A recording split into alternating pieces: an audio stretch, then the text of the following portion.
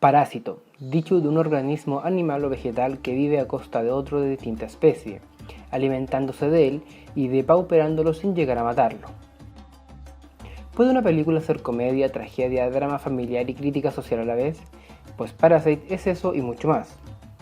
Los que han seguido este canal se habrán dado cuenta que me gustan las películas con dobles lecturas, mensajes ocultos y trasfondos filosóficos, aunque en este caso el trasfondo es más bien social. Y aprovecho de hacer una aclaración, los que me siguen también se habrán dado cuenta que tengo re mala memoria para los nombres, y sobre todo cuando su pronunciación es media rara, por lo que en este video probablemente me referiré a personajes como el rico, el pobre o el coreano tal o cual. Así que no se lo tomen como una expresión racista o clasista y atribúyanselo a mi mala memoria. Dicho esto, comenzamos desde el principio. Parasite es una película surcoreana de 2019 dirigida por Bong Joon, quien ha dirigido muchas otras películas igual de buenas, siendo la mejor de todas Memoria de un asesino, y también tenemos The Host y Okja de 2017. A grandes rasgos, esta película logra de forma efectiva graficar dos realidades sociales diametralmente opuestas, y si bien a ratos puede resultar caricaturesca, termina siendo bien utilizada. Esta diferencia social se hace notar sobre todo por medio de lo estético, ya que se nota que hay un especial cuidado por la escenografía, en donde no hay ningún detalle que se haya dejado al azar. Todo lo que vemos es un conjunto de indicios que nos indica quiénes son los pobres y cuán pobres son, tanto material como espiritualmente. Desde las dimensiones de sus viviendas, la disposición de los muebles, la limpieza del lugar, la vestimenta de los personajes, hasta los colores, todo. Por un lado tenemos a la familia Kim, los pobres, quienes viven en un sótano, es decir, bajo tierra, y en condiciones insalubres. Sin embargo, siempre se muestran de buen humor y resolviendo sus problemas económicos con ingenio y sagacidad, pero siempre evitando lo más posible el trabajo duro, o el trabajo de, comillas, verdad. Mientras que por el otro lado tenemos a los Park, la familia rica, que vive en lo alto de una colina totalmente desconectada de la realidad y llena de lujos y despilfarros innecesarios y frívolos. Viven en una casa, casi mansión, impoluta, siempre ordenada y limpia. Esta familia es mostrada como simpática, pero con esa bondad despectiva y déspota, y mirando por sobre el hombro a los demás, sobre todo si son pobres. La película parte de una base de una comedia absurda y del humor negro, con situaciones hilarantes y carentes de sentido, que nos hacen reír más por lo ridículo de la situación que por otra cosa. Este humor se mantendrá hasta el final, pero irá perdiendo protagonismo para dar paso al suspenso y la tensión, para finalmente terminar con una crítica social. En esta cinta la crítica social es cruda y directa, y si bien es sutil no deja lugar a dudas. Las clases pobres son olvidadas por la sociedad, llámese gobierno, estado o las leyes, etc. Este olvido o desinterés genera resentimiento u odio, el cual explota dañando a la sociedad. Sin embargo, fue la misma sociedad quien en principio creó este escozor. Por lo tanto, la pobreza se dibuja como el monstruo de Frankenstein, es decir, un ser malévolo que daña a su propio creador. El tema de la crítica social también es notable, dado que, si bien la historia se sitúa en Seúl, las dinámicas y las diferencias sociales y las desigualdades de oportunidades que se muestran aplican para muchos países, sin ir más lejos en Chile mismo, y al parecer ha sido una temática reiterada en 2019, pues también lo vimos en el Joker. Otro detalle importante es que al hablar de política internacional siempre se distingue entre Corea del Norte como la nación comunista y pobre, y Corea del Sur como la nación capitalista, rica y próspera. Y esta cinta es como un llamado de atención, una forma de decir, miren, en Corea del Sur también hay pobreza, lo que de nuevo me recuerda mucho a lo que pasa en Chile, ya que era un país bien visto y próspero en lo económico, pero al final resultó que había una realidad que se ocultaba como quien barre la basura debajo de la alfombra. Volviendo a la película, las actuaciones son notables, ya que saben conciliar el humor y la tragedia, siempre generando empatía con el público. Y la música tiene un rol protagónico, ya que se sabe resaltar los momentos más trágicos y los más cómicos, aunque en general ambos suelen coincidir. Esto también me gustó mucho, dado que no me agrada cuando las películas ponen música como de relleno, solo para evitar el silencio, pero en este caso eso no sucede y la música está muy bien utilizada. En definitiva, si aún no han visto la película, es una opción muy recomendable. Van a reír, van a llorar y van a terminar con un mensaje. Ahora, para los que ya la vieron, esta película me gustó tanto que les quiero hacer un análisis mucho más profundo, como lo solía hacer antes. Así que, sin nada más que agregar, comenzamos. Parasite comienza con un plano de la ventana de la casa de los Kim, la cual da a la calle, para mostrarnos que viven en un sótano y los calcetines colgados al interior de la casa, para denotar su pobreza desde el minuto 1. Luego, un plano secuencia bastante acotado nos muestra la casa donde viven y sus precariedades, incluyendo el hecho que deben colgarse del internet. También en una escena podemos ver unos insectos molestos y a una persona fumigando, como un oscuro presagio de lo que sucederá más adelante. La trama arranca cuando un amigo de Kim hijo lo visita, momento en que se advierte una admiración por este personaje solo por el hecho de ser universitario, y este amigo le regala una roca diciéndole que atraía la riqueza. Esta roca también tiene un significado más importante, pero lo voy a comentar al final. Posteriormente, este amigo le cuenta que se va al extranjero y le ofrece trabajar como profesor de inglés particular para una familia bien adinerada, en la cual él trabajaba antes. Aquí es donde comenzamos a ver la calidad de parásito de la familia, ya que Kim, hijo, sin ser profesor o tener certificado académico alguno, se hace pasar por un estudiante universitario, con la ayuda de su hermana, quien falsificó ciertos documentos. Apenas Kim, hijo, llega a la casa de los Park, la familia adinerada, vemos el contraste visual entre ambos barrios y ambas casas. La casa de los Park es grande, despampanante y con amplios espacios los que permiten entrar la luz natural del sol. Del mismo modo, los colores son claros y de tonalidad mate. Otro simbolismo importante es que la casa de los Kim está en el subsuelo, mientras que la de los Park está en la colina, remarcando incluso geográficamente las diferencias sociales. Kim hijo logra cautivar a la señora Park y a su hija sin mayores problemas, con el carisma y la labia propio de un estafador. La señora Park, por su lado, se muestra como una mujer neurótica, que nunca está tranquila y que pasa preocupada básicamente por todo sin tener ningún problema real. Y como los gastos estrafalarios de los Park incluyen un profesor de artes para su hijo menor, Kim hijo aprovecha esta oportunidad, contándole a la señora Park que conoce a una reputada profesora de artes que venía llegando de Estados Unidos, lo cual es una mentira, para que contraten a su hermana bajo la misma modalidad de hacerse pasar por un erudito en el tema. Este plan les da resultado y Kim hija es contratada. Posteriormente, Kim hijo seduce a la pequeña Park para ganarse su afecto y confianza, aunque de todas formas después igual aclaran que él tenía un interés amoroso genuino hacia ella. Sin embargo, Kim hija en un momento deja su ropa interior en la limusina de esta familia. Esto con el propósito que despidieran al chofer y poder recomendar a su padre. Luego conocemos al señor Park, quien es representado como un cliché del patriarca aristócrata moderno. Aquí resalta otro elemento llamativo, y esto es lo serio que se toman su vida delictual estos estafadores, planeando hasta el más mínimo detalle de sus vidas ficticias, siempre fingiendo que no se conocen. Incluso llegan a escribir diálogos para estar preparados para interactuar entre ellos y con la propia familia Park. Una vez más, su plan funciona, y ya tenemos al padre y a sus dos hijos contratados por esta familia. Solo le faltaba reemplazar a la niñera, pero al ser de más confianza requiere un plan más elaborado. Este es que le provocan una alergia para hacerle creer a la señora Park, quien era bastante ingenua, que padecía de tuberculosis. Y este sin duda es la parte más ingeniosa y divertida de la cinta. La niñera también es un personaje importante, ya que encarna la sumisión incondicional y condescendiente que adoptan algunas personas respecto a sus patrones, aunque en este caso tiene una explicación distinta que se va a revelar más adelante. Finalmente, la familia entera trabaja para los Park. El parásito ya se aferra a su huésped y succiona todo lo que puede.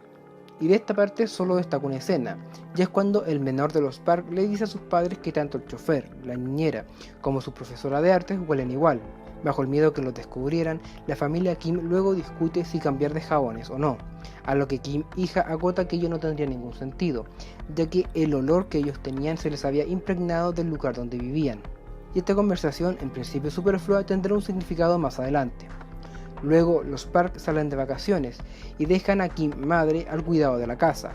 Y en su calidad de parásito, toda la familia Kim se va a habitar la casa, al más puro estilo de los ocupas, usándola como si fuera de ellos. Y aquí pasan dos cosas importantes. La primera es que Kim hijo le confiesa a su familia que está enamorado de la hija de los Park, y la familia planea cómo conciliar su estafa con el interés amoroso de su hijo, demostrando que sus mentiras no tienen límites. Y en general todo el diálogo de esta escena hace explícita la crítica social de la película. Y lo segundo es que aquí es cuando la trama se pone aún más bizarra y toma un giro hacia lo surreal. Con esto me refiero a cuando llega la antigua niñera con la excusa de pasar a buscar ciertas cosas que se le habían quedado. Y ok, esto no tiene nada del otro mundo, pero se revela que el esposo de la niñera había vivido en una especie de búnker de la casa los últimos 4 años, lo que lo habría hecho para escapar de sus deudas. Este es el primer elemento totalmente bizarro y que desencaja con la película hasta ahora, y debo detenerme para hacer algunas aclaraciones. Primero, vemos que el concepto de parásito tiene varias lecturas en varios niveles dentro de la película. Aparte del que ya les he comentado, también aplica para esta niñera y su esposo, quienes también vivían a costa de los Park, y de una forma aún más descarada, ya que los Kim por último trabajaban para ellos, y el esposo de la niñera incluso hasta les robaba comida mientras ellos dormían.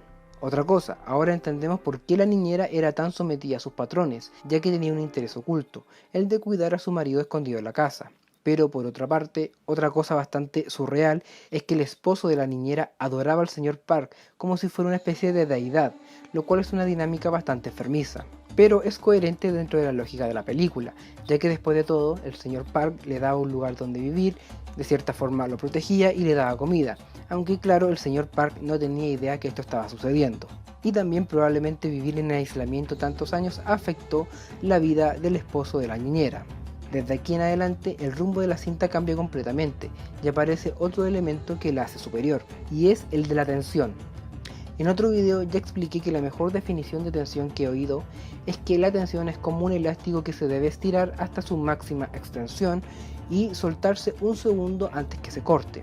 Básicamente esto grafica lo que es la tensión, pero lograr este ritmo narrativo es sumamente difícil dentro de una película. Sin embargo, Parasite lo logra en esta escena. Aquí la familia Kim ataca a la niñera y a su esposo para quitarle el teléfono en donde los había grabado y se evidenciaba que eran una familia. Sin embargo, en ese mismo instante, Park madre llama a la casa y le avisa a Kim madre, que era la única que tenía que estar ahí, que ellos iban de vuelta dado que la lluvia había estropeado su campamento. Entonces la tensión funciona porque suceden muchas cosas al mismo tiempo. Primero, deben esconderse de los Park, que ya vienen llegando. Segundo, deben retener a la niñera y a su esposo y retenerlos en el búnker. Tercero, deben ordenar todo el desastre que tenían. Y cuarto, Kim madre debía cocinar un plato que le habían solicitado. Y todo ello se condensa en 8 minutos. Y para colmo todo se alarga porque Park madre le cuenta a Kim madre una historia de un fantasma que habitaba la casa. Aunque para estas alturas nosotros ya sabemos que este supuesto fantasma se trata del esposo de la niñera que salía a buscar comida por las noches. En fin, cuando todo se calma, el menor de los Park decide acampar en el patio, a pesar de que estaba lloviendo, y los Kim deben esconderse debajo de la mesa de centro para no ser vistos por los Park, hasta que estos se duerman, y así los Kim se pueden ir. Sin embargo, aquí transcurre una conversación importante, y es cuando los Park hablan del chofer, diciendo que hacía un buen trabajo, pero que olía bastante mal. Y como les comenté, ese olor del que hablan es el que se les impregna del lugar donde viven, y Kim padre se muestra afectado por este comentario. A esta sección la podríamos llamar el principio del fin, ya que todo va en picada hasta el desenlace, y también todos los indicios arrojados durante la película cobran sentido. Cuando por fin los Kim logran salir de la casa, deben caminar hasta su barrio, tarea que se ve obstaculizada por la fuerte lluvia. Al llegar a su casa se dan cuenta que su casa está completamente inundada y por lo tanto destruida, perdiendo lo poco y nada que tenían, debiendo pasar la noche en un albergue. ¿Y por qué esta secuencia es tan importante? Porque evidencia las dos caras de la moneda. Tenemos un hecho común, que es la lluvia, que afecta a ambas familias de forma totalmente opuestas. Por un lado tenemos a los Park, quienes disfrutan la lluvia desde el amplio interior de su casa. Además, su hijo voluntariamente acampa bajo la lluvia como una especie de aventura. Todo es risa y diversión. Pero para los Kim, exactamente el mismo suceso solo significa penurias y la destrucción de su hogar, ya que, como es obvio, el agua va desde arriba hacia abajo, es decir, desde la colina de los Park hasta el sótano de los Kim. En el albergue, Kim padre hace una reflexión pesimista de la vida, ya que este siempre hablaba de lo importante que es tener un plan en la vida. Ahora, en cambio, le dice a su hijo que los planes no valen de nada, porque para ello las cosas siempre terminarían mal, lo que es una clara alusión a la falta de oportunidades que afectan a la clase baja. Una escena que me gustó mucho es cuando Park madre entra a su enorme closet al mismo tiempo que los Kim tienen que escoger su ropa desde la que les regala el albergue. En el clímax de la película vemos como los Park celebran el cumpleaños de su hijo menor en la casa al día siguiente de la lluvia. En la preparación de la fiesta se revela otro lado de la familia, uno un poco más autoritario. No es que la familia haya cambiado, sino que se expone más esa prepotencia y despotismo con que los ricos tratan a sus empleados, tanto que incluso a su chofer, cuyo trabajo es conducir, lo obligan a disfrazarse de indio. La tensión se apodera de nuevo de la película cuando el marido de la niñera logra salir del búnker, golpeando a Kim hijo con la roca que su mejor amigo le había regalado. Este hecho lo retomaré más adelante. Luego sale al patio. Al verlo, el menor de los Park convulsionó ya que creyó haber visto el fantasma. El esposo apuñala a Kim hija y luego este es apuñalado por Kim madre. Después, Park padre le ordena al chofer que llevara a su hijo al hospital, pero Kim padre, quien estaba auxiliando a su hija, solamente le lanza las llaves, las cuales caen debajo del esposo de la niñera, y cuando Park padre va a buscarla, hace el gesto de llevarse los dedos a la nariz, como que esa persona estaba muy hedionda, cosa que ya había hecho antes con Kim, y esto hace que le dé rienda suelta a todo su odio y resentimiento oculto y va y apuñala a Kim padre. Toda esta secuencia es tensa, álgida y altamente angustiante, y su mensaje resume toda la crudeza de la película. No hay redención para los personajes, no hay buenas intenciones, no hay una lección de aceptación que aprender, no hay integración, solo hay una carrera en la vida que para los pobres es más dura y que probablemente van a fallar. En la resolución de la película, Kim hijo relata los hechos después del cumpleaños. Este mismo quedó con daño cerebral y Kim hija murió. Tanto la madre como su hijo fueron procesados por falsificación de documentos y su padre estaba desaparecido. Tiempo después, Kim hijo descubre que su padre se había escondido en el búnker de la misma casa y ahora vive en las mismas condiciones que vivía antes el marido de la niñera, es decir, un parásito reemplazando a otro. Y la película termina con la promesa de Kim hijo de estudiar, ganar dinero y comprar esa casa para poder vivir como una familia, y todo acompañado de una secuencia que pareciera posicionarse en ese mismo momento, es decir, en el reencuentro del hijo con el padre. Pero al cambio de escena advertimos que todo ello solo era una ilusión del joven. Nada de eso ha sucedido aún. El mensaje es conmovedor, pero algo dentro del espectador nos hace pensar que no lo va a lograr, que ese momento no va a llegar. La película revela un contexto real y crudo, y el mensaje final es más bien pesimista, pero de que logra retratar las desigualdades sociales, lo logra, eso no cabe duda. Ahora, durante toda la película se muestra una roca que les había regalado el amigo de Kim hijo, y cuando lo hace, les dice que este tipo de rocas atraía la bonanza material. Es por esto que yo veo la roca como una alegoría de la ambición mal encaminada, y lo digo así porque la ambición no es necesariamente mala, no es mala per se, sino que depende cómo se encamine, y claramente la familia Kim no supo encaminar su ambición, y es por esto que la escena donde el marido de la niñera golpea a Kim hijo con esta roca es bastante simbólica y tiene mucho significado. Y por lo mismo vemos que al final, cuando Kim hijo le promete a su padre que va a estudiar para hacer las cosas bien, deja esta roca en un río, se deshace de esa ambición malintencionada y dan a entender que se van a encaminar por el buen camino. Y bueno, en verdad no creo que pueda agregar mucho más por ahora, solo decirle que esta es una excelente película y espero que el reconocimiento que haya tenido sea un aliciente para que saquen más películas de este tipo. En lo personal, esta película me encantó porque retrató las diferencias sociales de una manera cruda y directa, sin ningún tipo de disfraz o tapujo. En fin, eso ha sido todo por esta semana. Si les gustó el video, denle like, no olviden suscribirse al canal y darle a la tontera de la campanita para que les notifique cuando suba video. Y también síganme en Instagram. Eso ha sido por esta semana y nos vemos la próxima, que va a ser el próximo año también.